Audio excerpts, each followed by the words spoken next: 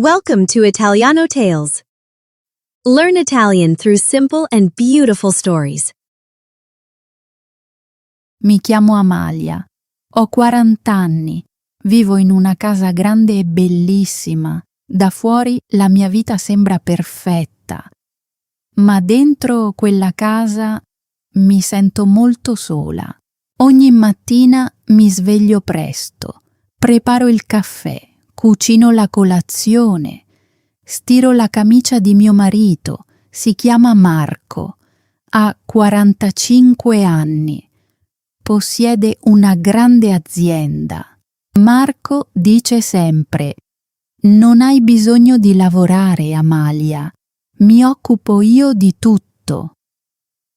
Ma non è vero, lui non si occupa di tutto.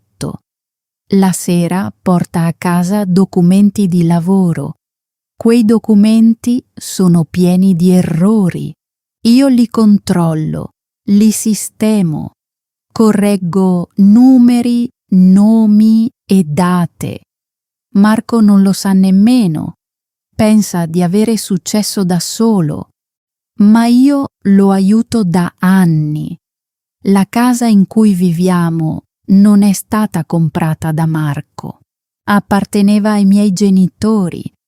Sono morti 5 anni fa e me l'hanno lasciata.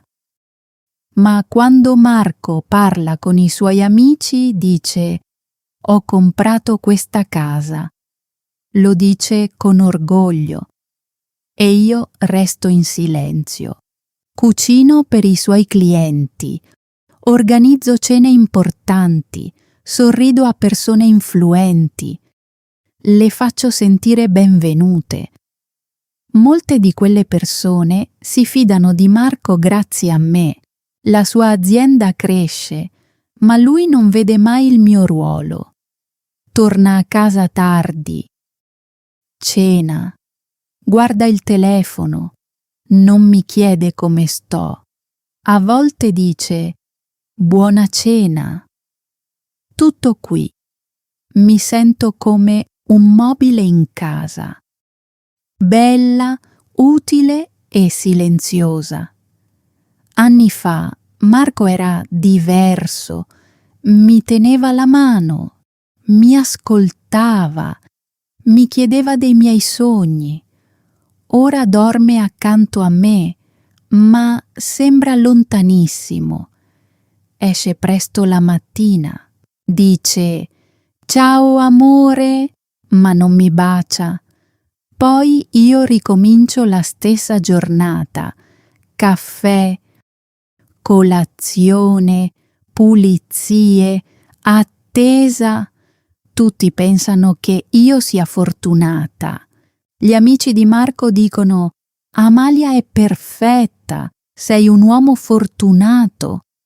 Marco sorride e dice: «Sì, lo so», ma lui non sa niente, non sa quanto sono stanca, stanca di sorridere, stanca di essere utile, stanca di essere invisibile.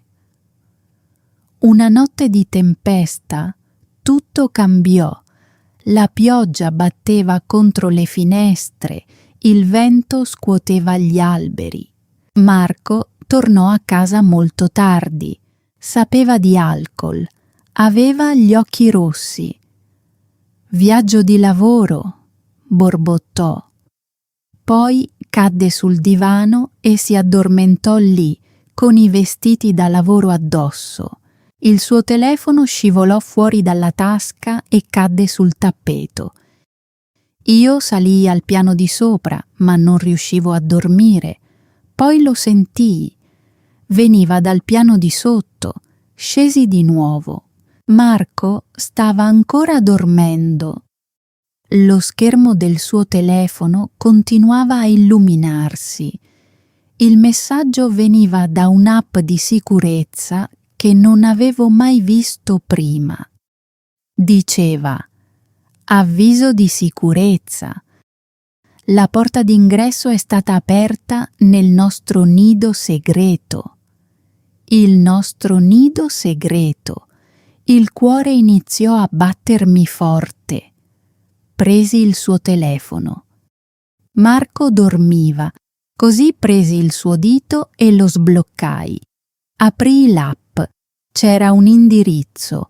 Un appartamento di lusso in centro.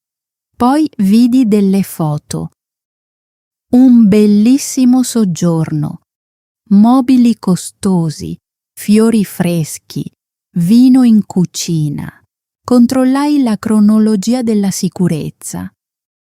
Marco andava lì 3 o 4 volte alla settimana. Poi trovai dei messaggi. Una donna di nome Elena. Era giovane, forse 25 anni. Lunghi capelli scuri, vestiti costosi, vestiti che probabilmente erano stati pagati con i miei soldi. I suoi messaggi dicevano: mi manchi, non vedo l'ora di vederti, mi rendi felice. Aprii l'app della banca. C'era un conto segreto. Marco aveva preso dei soldi dai nostri risparmi per le emergenze. $50.000 erano spariti.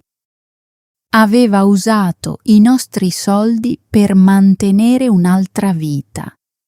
Elena non sapeva di me. Pensava che Marco fosse single. Pensava che fosse ricco. Ma la verità era diversa. La maggior parte di ciò che usava apparteneva a me. Feci foto di tutto, messaggi, immagini, bonifici bancari, l'indirizzo dell'appartamento. Poi le inviai alla mia email privata. Dopo rimisi il telefono esattamente dove era caduto. Marco dormì durante tutto. Non sapeva niente. Andai al piano di sopra. Non piansi, non urlai. Qualcosa dentro di me diventò freddo e chiaro. La mattina dopo mi svegliai alle 6. La tempesta era passata. La luce del sole entrava dalle finestre. Marco era ancora sul divano. Preparai il caffè. Quando si svegliò sembrava stare male. Amalia, chiamò. Buongiorno, caro, dissi dolcemente. Gli portai il caffè. Lo bevve senza dire grazie. Gli stirai una camicia pulita, ogni bottone, ogni linea del colletto. Perfetta.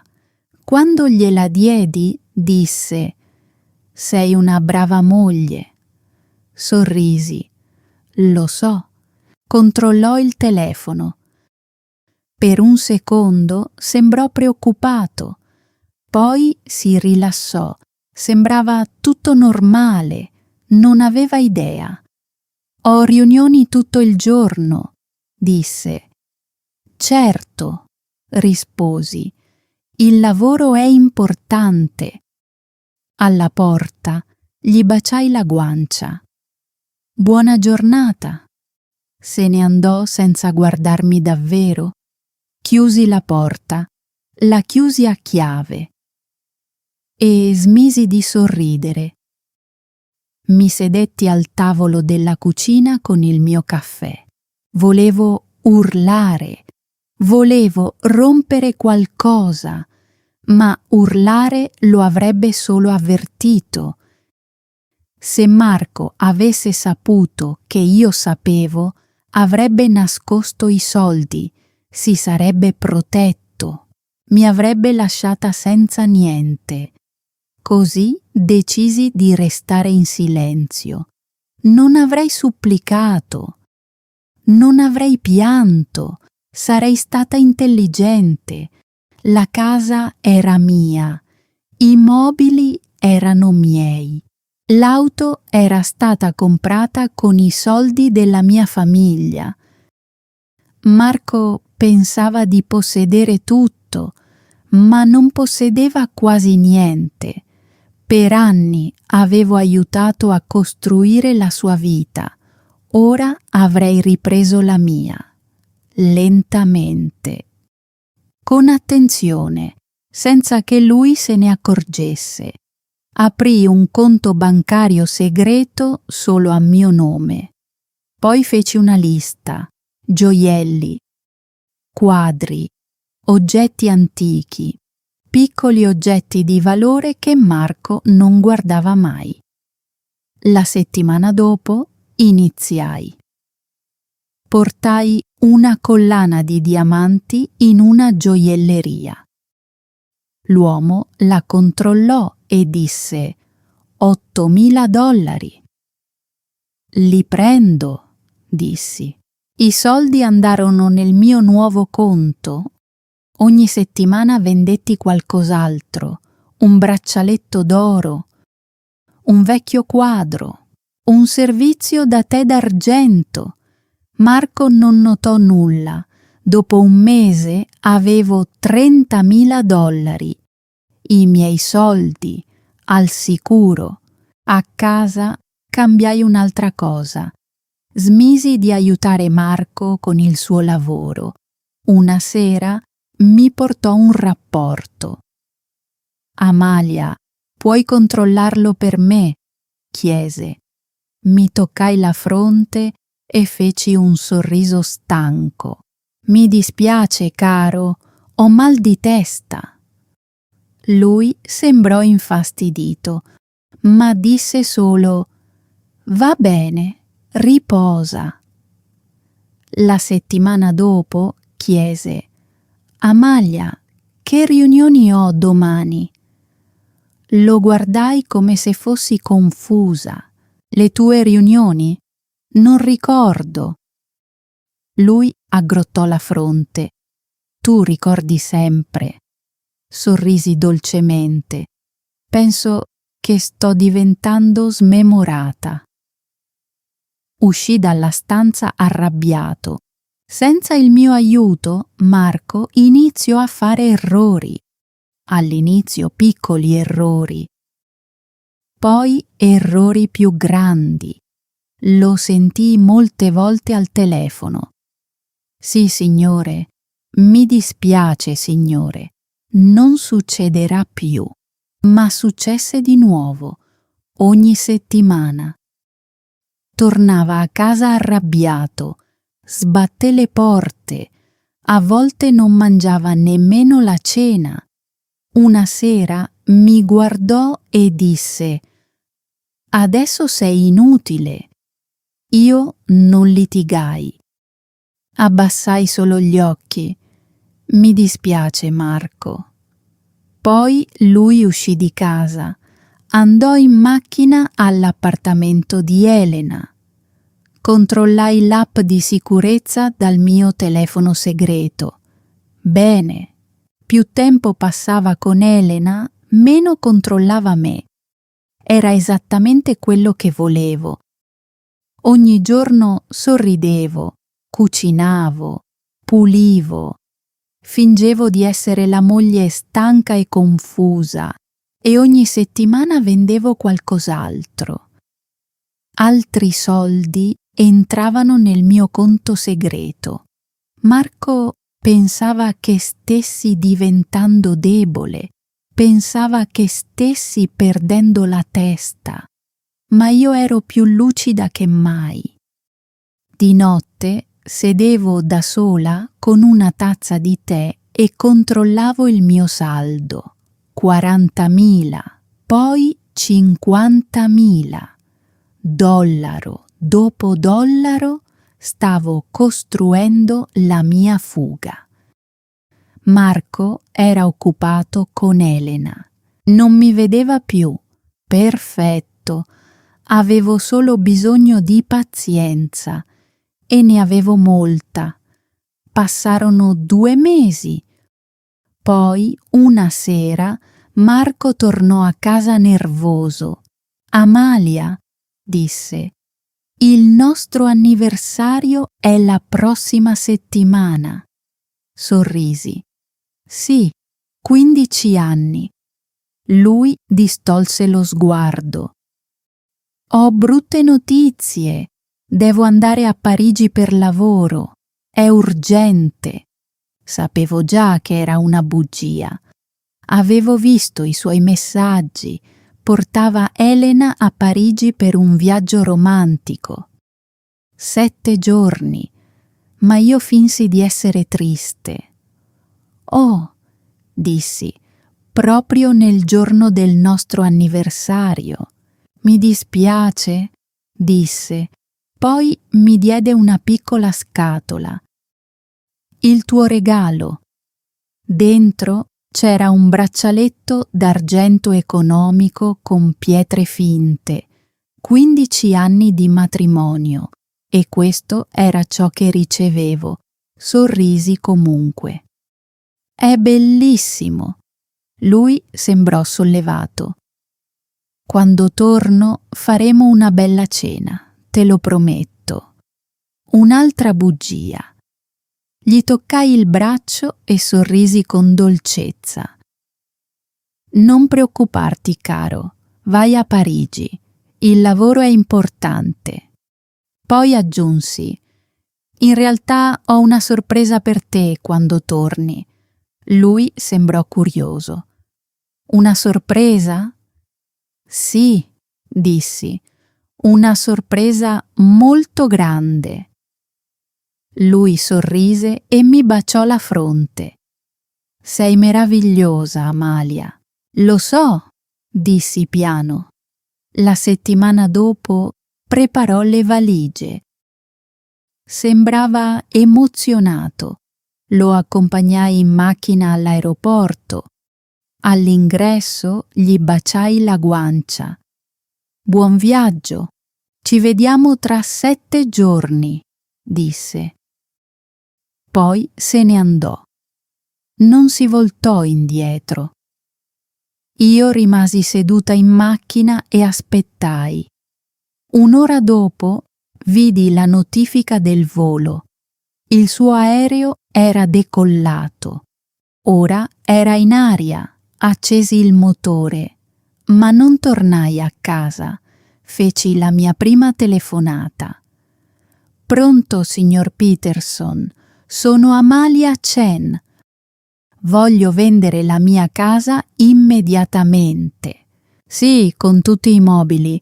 Devo concludere entro 7 giorni. Accetterò un'offerta giusta. Lui fu sorpreso, ma disse: troverò un compratore oggi. Grazie, dissi. Poi feci la seconda telefonata. Pronto, signora Rodriguez. Sono Amalia Chen. Per favore, prepari i documenti per il divorzio. Le ho mandato tutte le prove ieri. Voglio presentare tutto questa settimana. La signora Rodriguez era la mia avvocata. L'avevo incontrata 2 mesi prima. Conosceva tutta la storia. Era pronta. Chiusi la chiamata e feci un respiro profondo. Marco stava volando a Parigi con Elena. Pensava che io fossi a casa ad aspettarlo.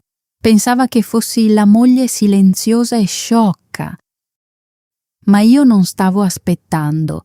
Mi stavo muovendo. 7 giorni. Era tutto ciò di cui avevo bisogno. Quando Marco fosse tornato, non ci sarebbe stata più una casa. Nessuna moglie, nessuna vita facile. Solo la verità. Giorno 1. Il signor Peterson mi chiamò. Signora Chen, ho trovato un compratore. Una bella famiglia. Amano la casa. Pagheranno il prezzo pieno. Bene, dissi. Quando possiamo firmare? Domani. Perfetto. Giorno 2. Firmai i documenti. La casa era venduta. $300.000 entrarono nel mio conto. I nuovi proprietari si sarebbero trasferiti la settimana dopo. Avevo 5 giorni per andare via. Preparai solo ciò che apparteneva davvero a me, i miei vestiti, il portagioie di mia madre, i miei libri, le mie vecchie foto di prima di Marco.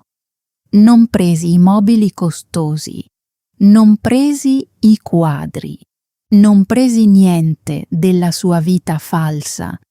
15 anni di matrimonio stavano dentro 3 scatole. Giorno 3. Andai in banca, cancellai ogni carta di credito collegata al mio conto. Marco aveva 5 carte. Tutte erano collegate a me. L'impiegata della banca chiese: «È sicura, signora Chen?» «Molto sicura». Pochi minuti dopo disse: «Fatto». Sorrisi e me ne andai. Giorno 4. Marco era a Parigi con Elena. Lo immaginai alla reception dell'hotel di lusso. Dava loro una carta, rifiutata, ne dava un'altra. Rifiutata, poi un'altra, rifiutata. Tutte e 5 le carte, rifiutate. Avevo bloccato il suo numero, quindi non poteva chiamarmi. Aveva solo $200 in contanti, $200 a Parigi. Per 7 giorni, per 2 persone. Nessun hotel di lusso, nessuna cena costosa, niente champagne, niente romanticismo. Solo panico. Arrivò il 5° giorno. Il mio telefono mostrava molte chiamate bloccate, 20, poi 30. Marco stava cercando di contattarmi da Parigi, ma io non risposi. Non mi importava più. Preparai la mia ultima scatola. Poi camminai per la casa un'ultima volta. Guardai la cucina dove avevo cucinato per lui. Guardai la camera da letto dove mi ero sentita sola. Guardai l'ufficio dove avevo corretto i suoi errori per anni. Poi dissi addio nel mio cuore. Il 6° giorno arrivò il camion dei traslochi. Gli operai presero le mie 3 scatole. Diedi loro l'indirizzo di un deposito. Era temporaneo. Poi pulii la casa un'ultima volta. Resi tutto perfetto per la nuova famiglia. Il 7° giorno presi la mia valigia e andai verso la macchina. Marco sarebbe tornato a casa il giorno dopo, ma io non sarei stata lì. Non mi voltai indietro. Andai via in macchina. Restai in un piccolo hotel dall'altra parte della città.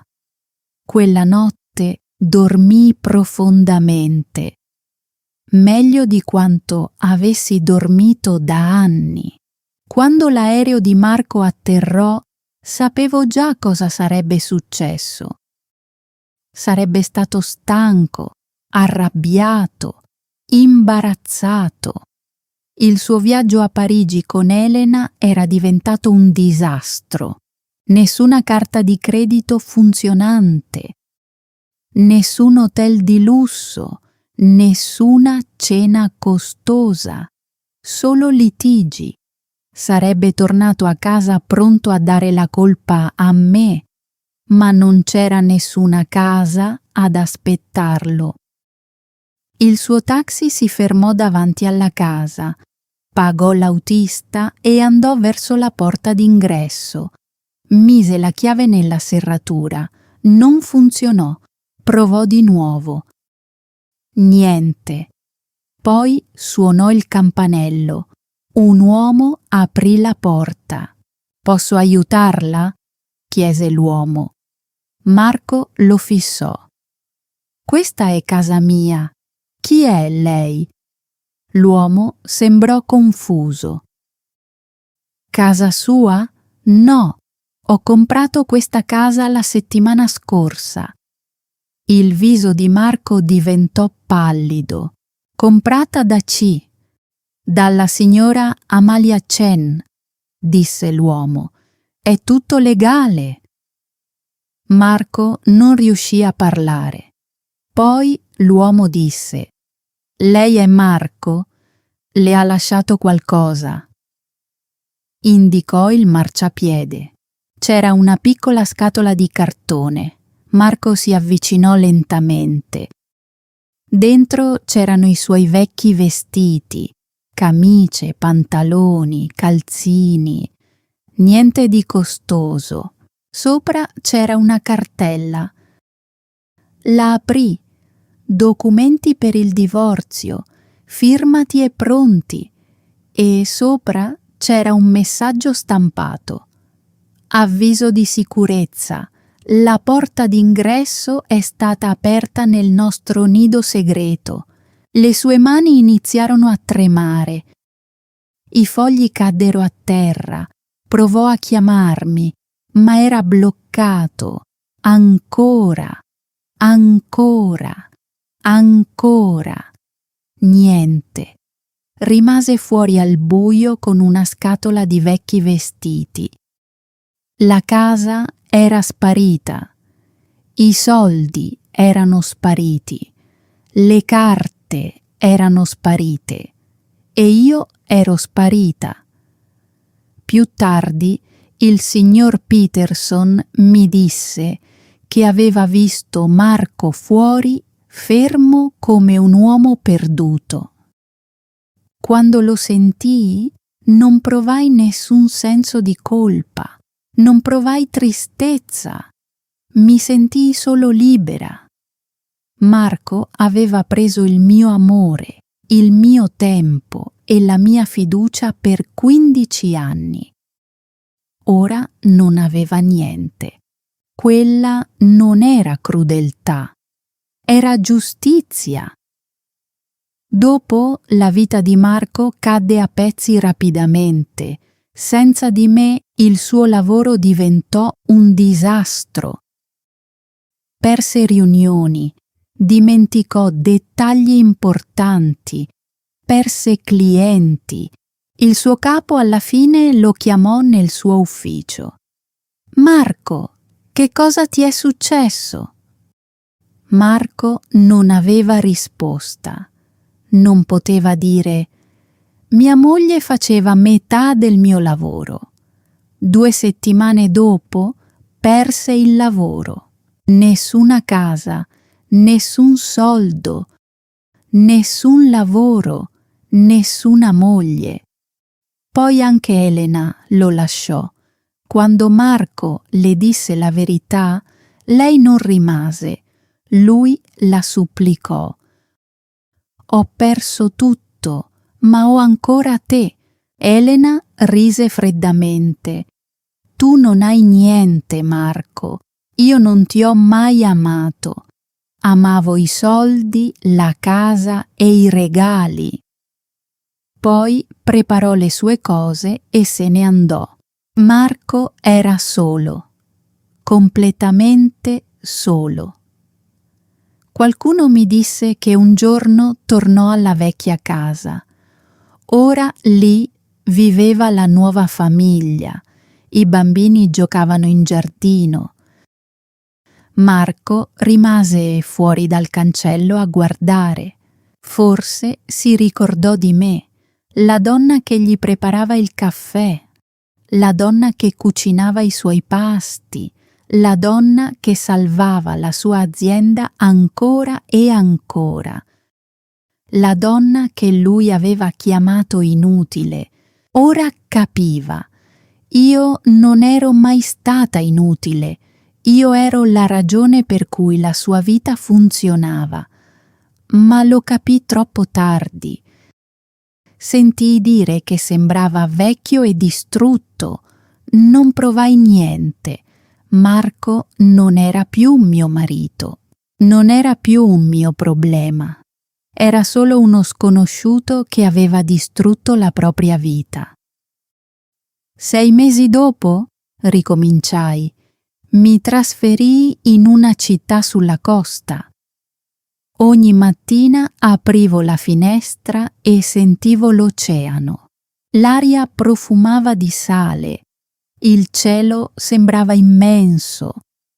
Costruii la mia attività, organizzavo eventi, matrimoni, feste, riunioni di lavoro. All'inizio era piccola, ma era mia. Lavorai duramente.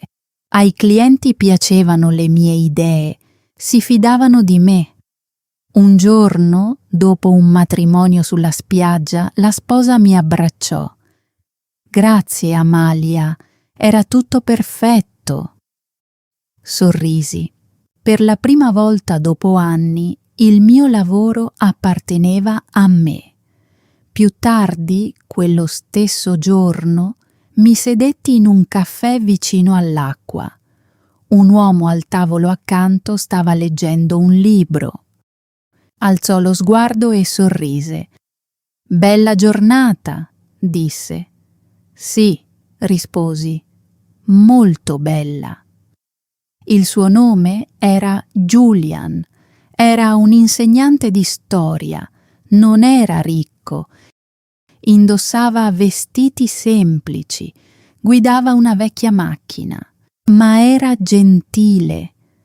Mi ascoltava quando parlavo, mi ascoltava davvero. Ci incontrammo di nuovo la settimana dopo. Camminammo vicino all'oceano, mi fece domande vere. Che cosa ti rende felice, Amalia? Che cosa vuoi per il tuo futuro? Nessuno me lo chiedeva da anni. Gli parlai della mia attività, dei miei sogni, dei miei progetti. Lui ascoltò con attenzione, poi disse: «Sei forte e molto intelligente».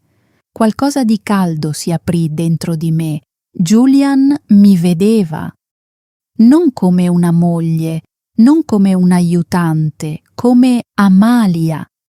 Iniziammo a frequentarci lentamente. Con Julian non ero invisibile, ero uguale a lui. Lui cucinava per me, mi chiedeva della mia giornata. Stava al mio fianco, non sopra di me. Passò un anno. La mia attività crebbe. Julian e io eravamo felici. Una sera, mentre lui cucinava la cena, il mio telefono vibrò. Un numero sconosciuto. Il messaggio diceva: «Mi dispiace. Ho perso tutto. Potrai mai perdonarmi?» Sapevo che era Marco. Fissai quelle parole, aspettai la rabbia, il dolore, la tristezza, ma non arrivò niente. Marco era solo un messaggio su uno schermo, non aveva più potere su di me. Julian mi guardò. «Va tutto bene?» Sorrisi. «Solo spam». Poi cancellai il messaggio. Non risposi, non avrei mai risposto. Il mio silenzio era la mia risposta.